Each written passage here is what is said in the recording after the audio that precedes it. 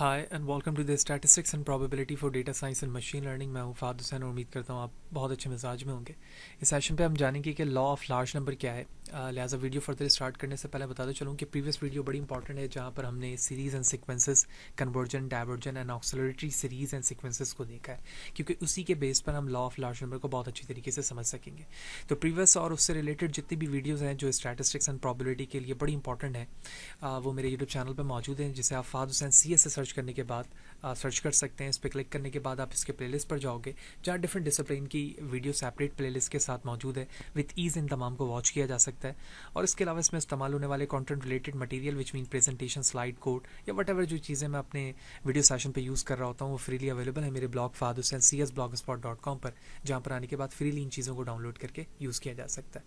लिहाजा अगर चैनल पर नए, चैनल को सब्सक्राइब नहीं किया तो चैनल को ज़रूर सब्सक्राइब करें ताकि अपकमिंग वीडियोज़ के हवाले से आपको बर वक्त जानकारी मिले और इसी तरह की नई चीज़ें आप आसानी के साथ सीख सकें। तो सबसे पहले तो हम कॉन्सेप्शनल चीज़ों को समझते हैं कि actually law of large numbers से मुराद क्या है। तो एज अ नेम सजेस्ट, इसे पढ़ने के बाद ही हमें समझ में आता है कि ये एक ऐसा लॉ है जो लार्ज नंबर पर बेस करता है, यानी जैसे जैसे आप नंबर्स को लार्ज करते जाएंगे उसी बेस पर ये लॉ वर्क करेगा। एग्जाम्पल के लिए हमारे पास 3 चीज़ें हैं जो हम फ्रिक्वेंटली यूज़ कर रहे होते हैं स्टैट्स के अंदर, यानी कॉइन टॉसिंग है या डाइस मूविंग है या कार्ड शफलिंग है या कार्ड को यूज़ करना है। तो इसमें 2 चीज़ें बड़ी इंपॉर्टेंट है, एक थ्योरेटिकल प्रोबेबिलिटी और एक्सपेरिमेंट प्रोबेबिलिटी है। तो अगर मैं थ्योरेटिकल एक्सपेरिमेंट की बात करूं या प्रैक्टिकल वर्क की बात करूं तो 2 अलग अलग वैल्यूज़ ये प्रोड्यूस करके हमें देख रहा होता है। यानी अगर मैं स्टैंडर्ड वे पर प्रोबेबिलिटी की बात करूं कि फ्लिपिंग ए कॉइन में हेड आने के चांसेस कितने हैं और टेल आने के चांसेस कितने हैं, तो आप फ़ौरन से यही कहेंगे कि दोनों जानिब 50% आने के चांसेस हैं। ठीक है। इसी तरह डाइस में हम 1/6 कह रहे होते हैं हर साइड के आने के चांसेस, और इसी तरह से अगर मैं तो 1/52 की प्रोबेबिलिटी के साथ हम किसी भी कार्ड के चांसेस को रिप्रेजेंट करते हैं कि कोई भी कार्ड आने के चांसेस ये हो सकते हैं। लेकिन जैसे जैसे आप किसी एक्सपेरिमेंट में सैम्पल के साइज़ को इंक्रीज़ करते जाएंगे तो आप अपने पॉपुलेशन के स्टैंडर्ड पर मीट करने लग जाते हैं। इससे मुराद क्या है, पहले एग्जाम्पल से समझते हैं इसे। तो एग्जांपल में अगर आप नीचे स्लाइड के पार्ट को देखें तो फॉर एग्जांपल हम एज्यूम करते हैं कि हमारे पास फॉर एग्जांपल 10 फ्लिपिंग, हमें 10 टाइम फ्लिप करना है कॉइन को, और 10 टाइम फ्लिप पे हम ये चाहते हैं कि हमारे पास जो हेड का काउंट है वो हमेशा क्या आना चाहिए, 5 आना चाहिए, जबकि टेल का जो काउंट है वो भी 5 आना चाहिए। ये चीज़ हमने कैसे डिसाइड की, हम थ्योरेटिकल एक्सपेरिमेंट में देखते हैं या थ्योरेटिकल रिजल्ट में देखते हैं कि जो हमारे हेड आने की प्रोबेबिलिटी है वो 50% होगी, और इसी तरह से हेड आने के चांसेस भी 50% होंगे। लेकिन हमेशा ऐसा नहीं होता। एक्सपेरिमेंट में यही है कि अगर हम 10 टाइम फ्लिप करें कॉइन को तो नॉट एग्जैक्टली 5 टाइम हमारे पास टेल आएंगे और 5 टाइम ही हमारे पास हेड आएंगे। तो इस बेस पर जब हमने नंबर ऑफ टॉसेस 4 टाइम किए, यहाँ मैंने टाइम 10 लिखा है लेकिन यहाँ पर हम 4 देख रहे हैं पहले, तो जब मैंने 4 टाइम टॉस किया तो नंबर ऑफ हेड जो है 1 आया। ठीक है, होना ये चाहिए था कि जब मैं 4 टाइम करता तो 2 टाइम हेड आना चाहिए और 2 टाइम टेल आना चाहिए according to the theoretical result of the probability. तो इस वक्त जो हमारे पास नंबर ऑफ हेड आया वो 25% आया। ठीक है, अगर 2 आता तो हम 50 कहते हैं। अब मैंने क्या किया, नंबर ऑफ टॉसेस को इंक्रीज किया और कहाँ पर लेके चला गया, 100 पे। 100 टाइम गया तो 64 हमारे पास क्या आया, एक्सपेरिमेंट पे हेड आया, तो ये 64% हुआ। तो ये हम क्या हुआ, हम 50% से इंक्रीज कर गए। जब मैंने 1000 किया तो ये 582 आया और इस बेस पर हम कहाँ पहुंच गए, 58% पे। जब मैंने 10,000 किया तो 4989 आया और मैं ऑलमोस्ट 50% के नियर पहुंच चुका हूँ। तो इस बेस पर लॉ ऑफ लार्ज नंबर का हमें ये बात समझ कि अगर हम अपने सैम्पल साइज को इंक्रीज करते जाते हैं तो इस बेस पर हम अपने थ्योरेटिकल जो हमारा रिजल्ट होता है उसके नियर पहुंचने जाते हैं। यानी इसका मतलब ये हुआ कि ग्राफ कुछ यूँ होगा कि अगर ये हमारे पास एक्स एक्सेस है और ये वाई एक्सेस है और ये 0 ओरिजिन पॉइंट है और ये हमारे पास 0.5 है जिसको हम 50% कह रहे हैं, तो यहाँ पर कुछ स्ट्रेट लाइन इस तरह से बन रही है। तो जब मैंने पहली दफ़ा एक्सपेरिमेंट किया तो फॉर एग्जांपल 25 पे मैं यहाँ था, फिर मैंने जब काउंट बढ़ाया तो मैं 64 पे कुछ यहाँ पहुँचा, फिर मैं ऑलमोस्ट अपने 58 पर आया जो कि कुछ यहाँ हो सकता है, और उसके बाद मैं 49 पर पहुँच गया जो कि बिल्कुल यहाँ हो सकता है।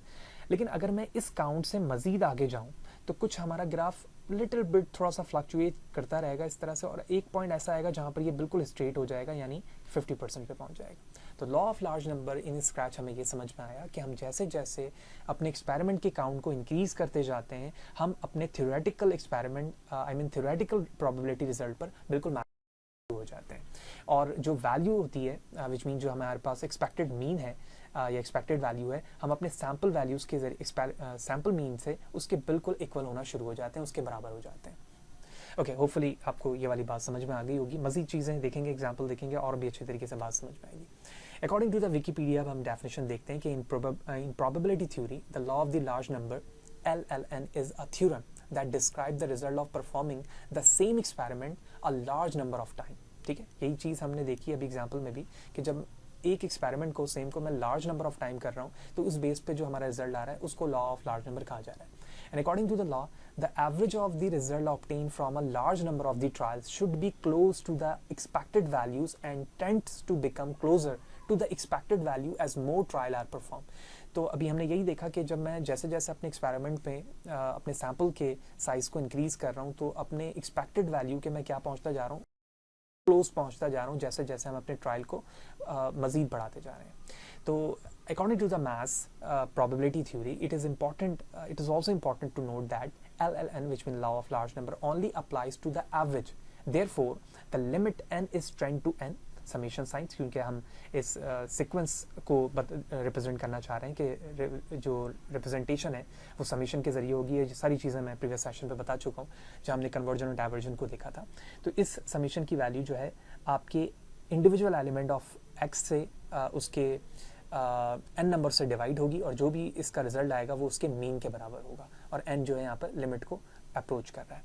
तो मैं कह सकता हूँ कि other formula like look similar are not verified, such as the raw deviation from the theoretical result, the summation of n xi minus n multiplied by x mean. So that is not approach, ये हम ज़्यादा इसको prefer कर रहे होते हैं। Not only does it not convergent towards zero as n increase, trend to increase in absolute values of n increase। तो conversion जो ट्रेंड वैल्यूज़ यहाँ पे बार बार लिख कर रिप्रेजेंट की जा रही है, ये सारी चीज़ें हमने प्रीवियस सेशन पे देखा था जहाँ पे मैंने कन्वर्जन और डाइवर्जेंस की एग्जांपल्स बताई हुई थी और मैंने वहाँ पे भी डिस्कस किया था कि हम आगे जाएंगे तो लॉ ऑफ लार्ज नंबर को देखेंगे जहाँ पर इन कॉन्सेप्ट को यूज़ किया जा रहा होगा। तो इसका मतलब यही है कि जैसे जैसे सैम्पल वैल्यू इंक्रीज हो रही है, हम अपने n की वैल्यूज़ को ट्रेंड करवा रहे हैं इन्फिनिटी की जानिब, तो हम अपने उस एग्जैक्ट पॉइंट की तरफ पहुँच रहे हैं जो हमारा म्यू है। तो म्यू से मुराद क्या है, जो पॉपुलेशन का मीन है या पॉपुलेशन की एक्सपेक्टेड वैल्यू है, हम अपने सैम्पल मीन से उसके नियर पहुंचते जा रहे हैं। अब इसके बाद इसमें दो अप्रोच इस्तेमाल होती है या दो फर्दर इसके टाइप्स इस्तेमाल होते हैं, जिसे हम strong law of large number कहते हैं और इसी तरह से weak law of large number कहते हैं। क्या चीज़ से समझते हैं? सबसे पहले हम देखते हैं कि weak law of large number क्या है। So the weak law of large number also called Khinchin laws state that the sample average in probability towards the expected value। that is a very important statement here क्योंकि इसी के base पर complete definition base कर रही है। तो sample average converge यानी sample average जो है अप्रोच कर रही है probability towards the expected value. ठीक है, इस चीज़ को रिप्रेजेंट करने का तरीका ये है कि ये हमारे पास सैम्पल मीन है और एन की वैल्यूज ट्रेंड कर रही है आगे एक्सपेक्टेड वैल्यू की तरफ। तो इसे रिप्रेजेंट करने के लिए यहाँ पर एरो दिखाया गया और ये पी यहाँ पर जो है प्रोबेबिलिटी को रिप्रेजेंट कर रही है और म्यू जो है यहाँ पर पॉपुलेशन की मीन वैल्यू है या एक्सपेक्टेड वैल्यू है when n is trend to infinity. तो इस अप्रोच को जिसमें सैम्पल एवरेज प्रोबेबिलिटी के एक्सपेक्टेड वैल्यूज की तरफ कन्वर्ज कर रही है, उसे रिप्रेजेंट करने का तरीका ये होगा कन्वर्जन बेस पे कि limit n goes to infinity where P R is the probability and X n यानी जो सैम्पल का मीन है वो अप्रोच कर रहा है आपके पॉपुलेशन के एक्सपेक्टेड वैल्यू की तरफ और इसकी जो जैसे जैसे हम एन की वैल्यूज को बढ़ा जैसे जैसे एक्सपेक्टेड वैल्यू यानी मीन की वैल्यू एन की वैल्यू बढ़ेगी, इस बेस पर जो भी यहाँ पर रिजल्ट आएगा वो लेस देन होगा एप्सिलॉन से।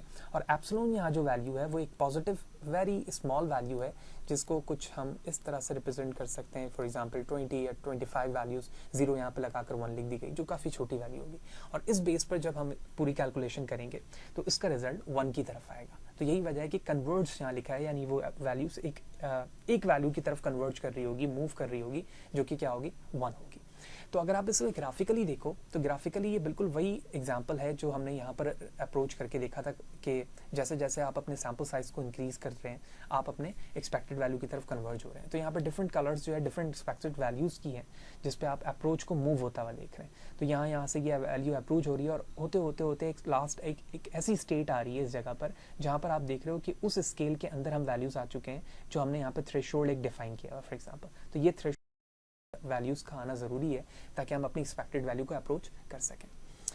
Whereas the strong law of large number state that the sample average converges almost surely to the expected value. यानी हम यहाँ पर हमने देखा कि ये probability toward the expected value converge हो रही है, लेकिन यहाँ पे बताया जा रहा है कि जो sample average है वो converge तो होगी लेकिन almost and surely to the expected value. ये expect भी कर रही है almost और surely ये अपने expected value की तरफ पहुँच जाएगी क्योंकि ये strong है. कैसे? तो हम इसे लिखेंगे कि जो भी सैम्पल एवरेज है वो मूव हो रही है म्यू की तरफ, not in a form of the probability बल्कि ऑलमोस्ट एंड श्योरली. कब? जब एन मूव कर रहा हो इन्फिनिटी की तरफ. तो इसे in the form of the strong law of large number हम किस तरह से लिखेंगे? The probability of the strong law of large number limit n tend to infinity X of n is expect almost surely equal to the mu, और इसकी जो भी probability value आ रही होगी वो हमेशा 1 के बराबर होगी. तो इसमें अगर आप ग्राफ की ट्रेंडिंग तो हम फ्लक्चुएशन हमने की है यहाँ पर स्ट्रॉन्ग में, लेकिन हम बहुत जल्द ही अपने उस रीजन में पहुँच गए जिस रीजन के अंदर हमें यहाँ पर काफ़ी देर में पहुँचने हो रहा था. तो यही वजह है क्योंकि ये ऑलमोस्ट श्योरली हमें 1 की वैल्यूज एक्सपेक्ट कर रही होती है और हम बहुत जल्द यहाँ पर अपने उस ट्रेंड लाइन के अंदर आ जाते हैं जहाँ पर हमें मूव होकर आना होता है ताकि हम अपने एक्सपेक्टेड वैल्यू को अप्रोच जल्द से जल्द कर सकें. तो होपफुली ये बातें आपको क्लियर होंगी कि actually law of large number क्या है, थ्योरेटिकल या फिर रिजल्ट बेस जहाँ पर हम चीज़ों को यूज़ कर रहे होते हैं प्रोबेबिलिटी एंड थ्योरी में, वहाँ पर इन चीज़ों को इस्तेमाल किया जाता है ताकि हम अपनी एक्सपेक्टेड रिजल्ट पर जल्द से जल्द पहुँच सकें. और बहुत सारी रियल लाइफ एग्जांपल हो सकती हैं ऐसी जिसमें हम इन चीज़ों को यूज़ होता हुआ देखते हैं कि जैसे जैसे हम अपने सैम्पल साइज को इंक्रीज़ करते जाते हैं हम अपने एक्सपेक्टेड वैल्यू की तरफ मूव होना शुरू हो जाते हैं. तो इस बेस पर और कौन कौन से लॉ हैं वो किस तरह से इस्तेमाल हो रहे होते हैं अपकमिंग सेशन पे जानेंगे, जहाँ पर हम डिस्कस करेंगे कि एक्चुअली फर्दर कौन कौन से थ्योरम्स एंड लॉज हैं जो मशीन लर्निंग या फ्रिक्वेंटली इस्तेमाल हो रहे होते हैं. तो वीडियो फर्दर जब डिस्कस करेंगे तो उन सारी चीज़ों को जानेंगे. वीडियो अच्छी लगी हो तो लाइक करें, ज़्यादा लोगों को शेयर करें क्योंकि हम नेक्स्ट सेशन पे बेनफोर्ड्स लॉ को जानना चाहते हैं और जानेंगे भी. तो नेक्स्ट सेशन पे मिलते हैं. वीडियो अच्छी लगी हो लाइक करें, ज़्यादा लोगों को शेयर करें. चैनल पर अगर नए चैनल को सब्सक्राइब नहीं किया तो ज़रूर सब्सक्राइब करें ताकि इसी तरह की चीज़ें आप बर वक्त सीख सकें. सी यू देयर.